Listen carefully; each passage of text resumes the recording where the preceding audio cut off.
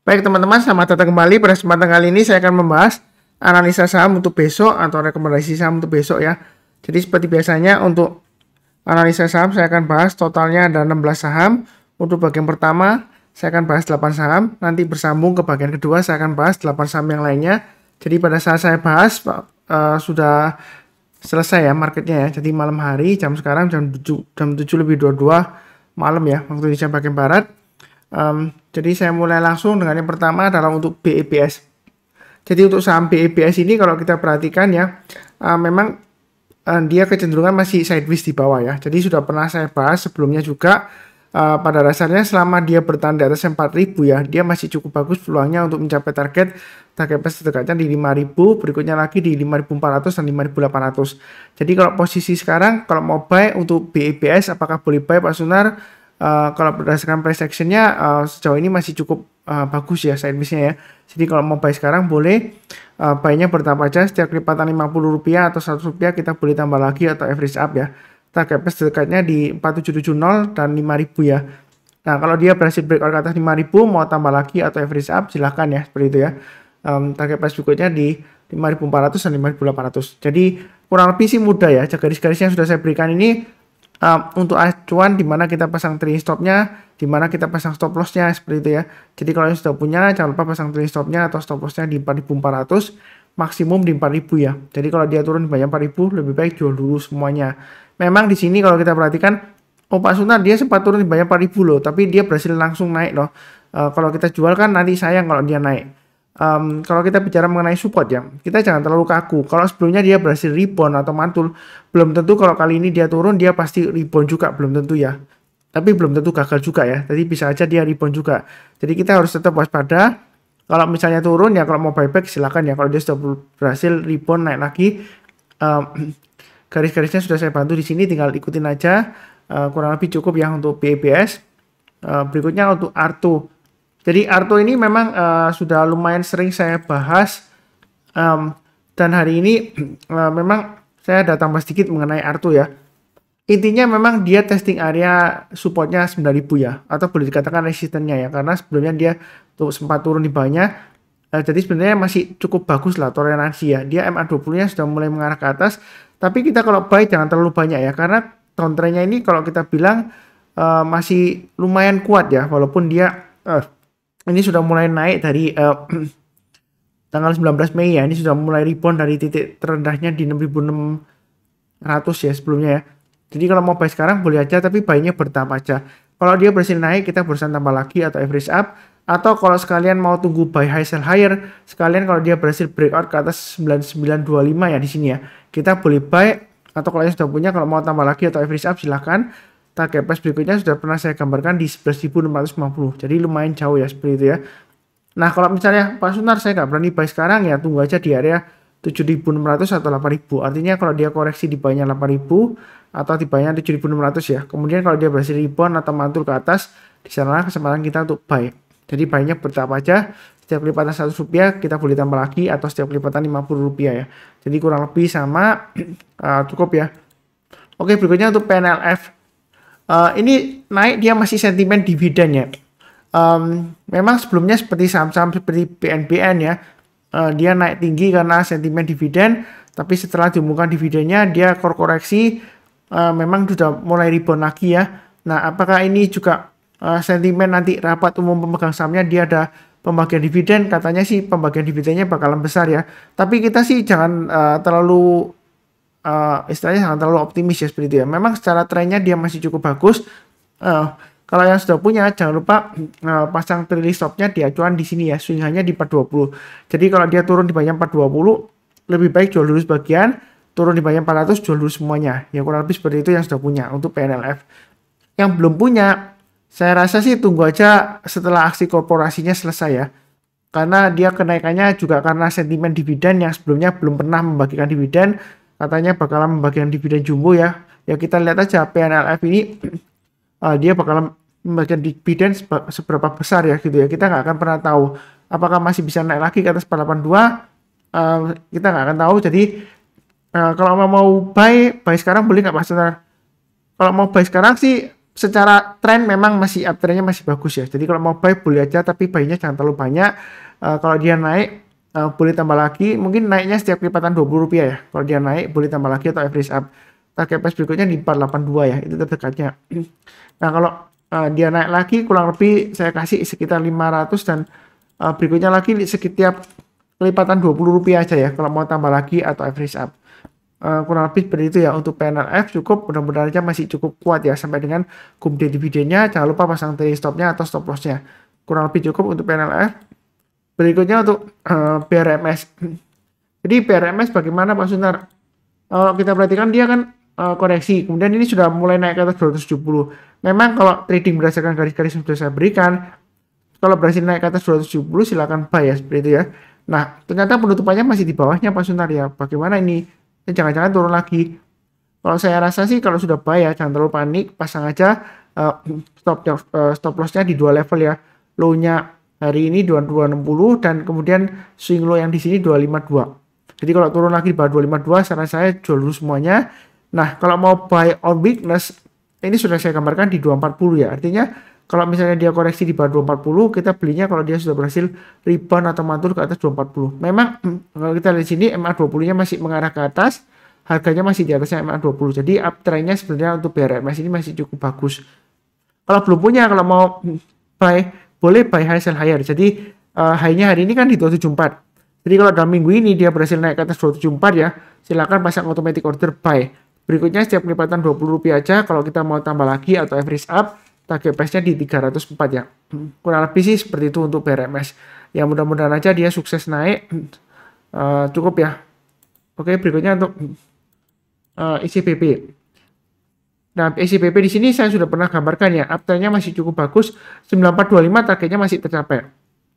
Masih berhasil naik ke atasnya ya. Kalau yang mau buy, yang belum punya, atau mau tambah lagi silakan ya. Jadi pada dasarnya ini uptrend-nya masih cukup kuat. Target price berikutnya di 9.600 dan 9.900 ya.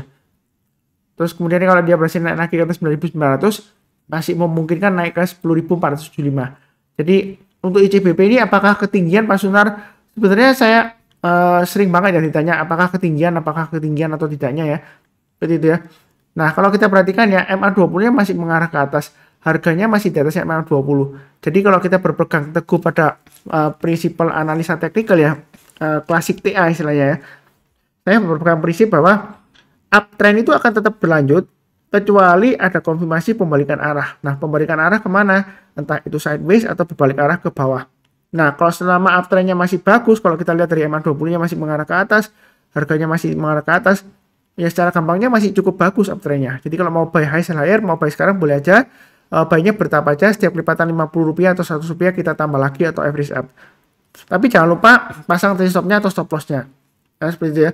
Jadi kalau misalnya ya, saya nggak mendapatkan yang jelek ya, enggak ya, saya mendapatkan yang bagus. Kalau misalnya gagal, bukan berarti Pak Sunar menyesatkan disarankan buy high sell higher, enggak ya. Karena pada dasarnya kita nggak bisa mengatur harga saham di pasar saham. Saya hanya lihat trennya. Kalau trennya masih bagus ya masih bisa buy lagi. Ya kan masih bisa higher lagi masih bisa. Nah, kalau misalnya takut kita tunggu aja buy on weakness-nya di 8975 atau sekitar area MA20-nya ya. Karena kalau kita perhatikan di sini sebelumnya dia naik tinggi ya, jauh dari jauh dari MA20-nya ya. Kemudian dia sideways. Nah, dia sempat koreksi di bawahnya MA20. Kalau dia berhasil rebound, di sanalah kesempatan kita untuk buy. Atau kita buy hasil higher. Jadi buy-nya bertahap aja. Kalau dia naik setiap lipatan Rp50 atau Rp100 kita tambah lagi atau average up. Tapi kalau turun jangan di average down ya. Seperti itu ya. Pasang trailing stop-nya dan stop loss-nya. Kurang lebih cukup untuk ICBP. Berikutnya untuk SMDR ya.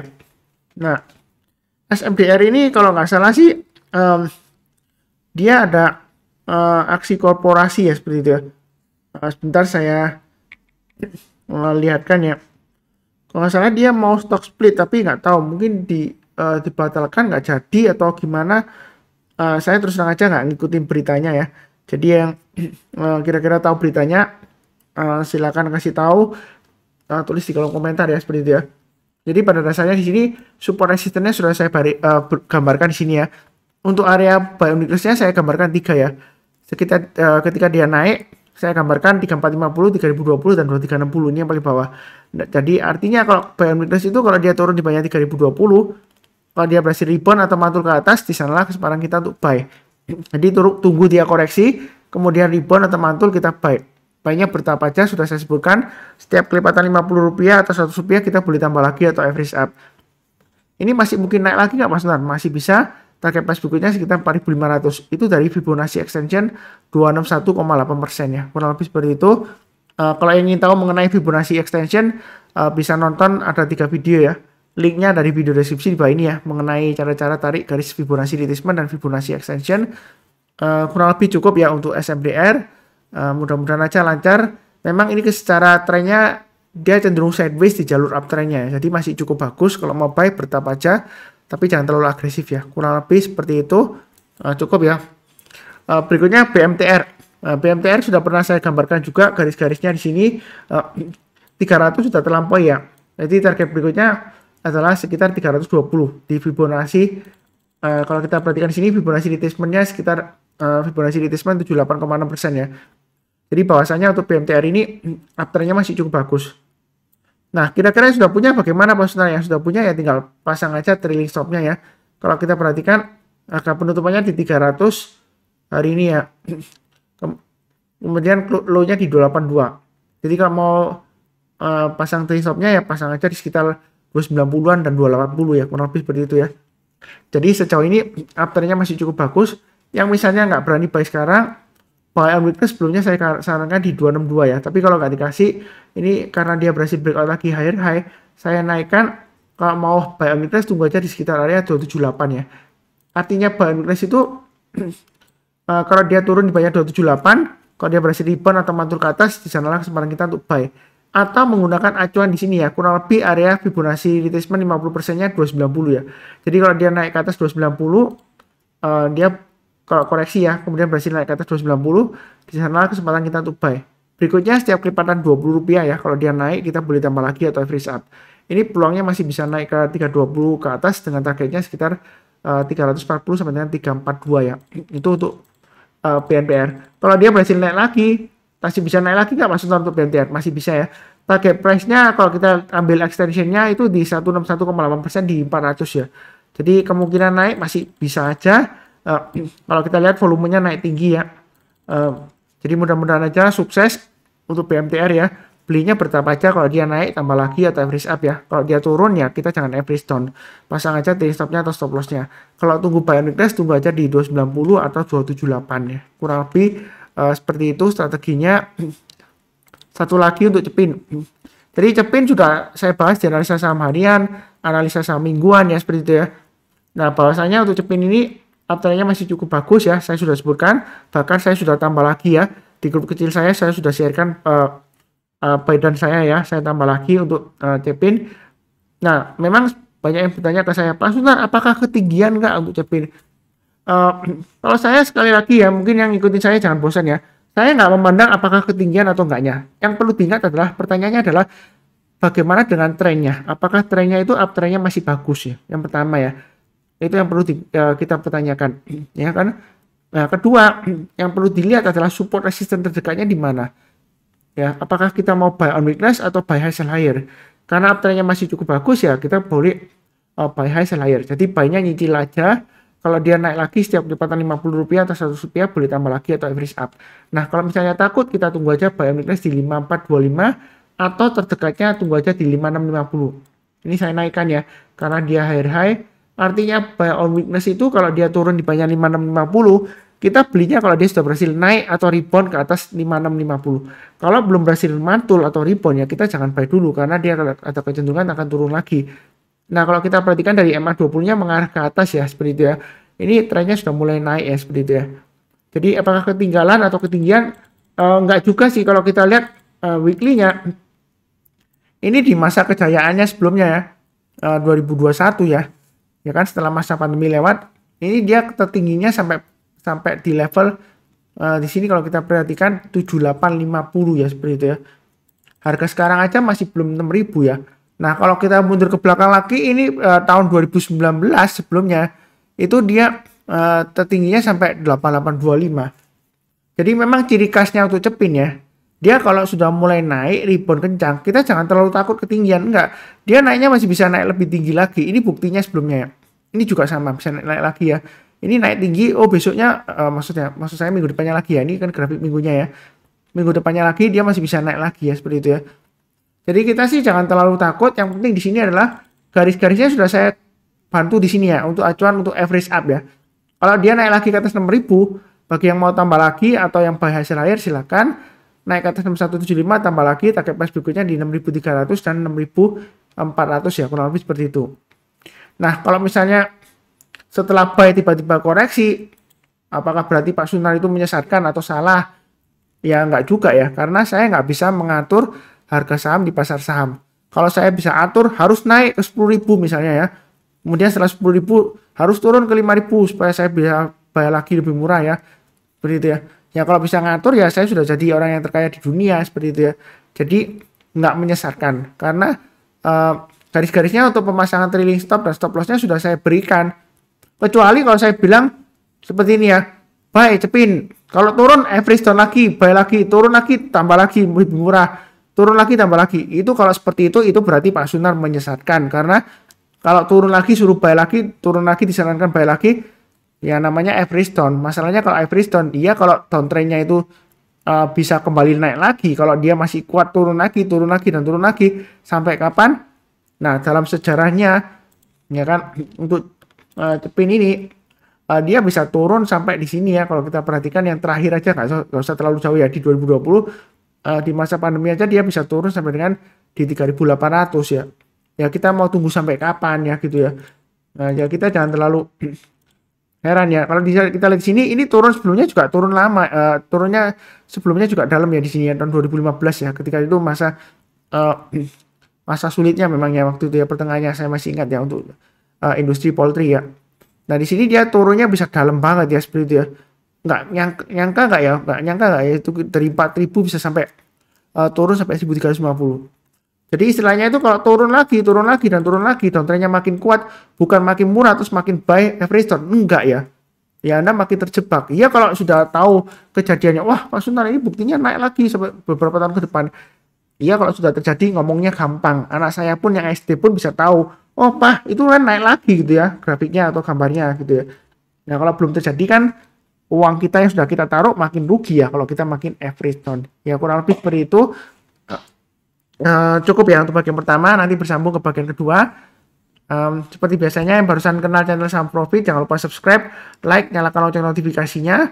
Kemudian seperti biasanya saya doakan selalu semuanya selalu sehat, damai dan sejahtera selalu. Amin. Terima kasih banyak. Sekian.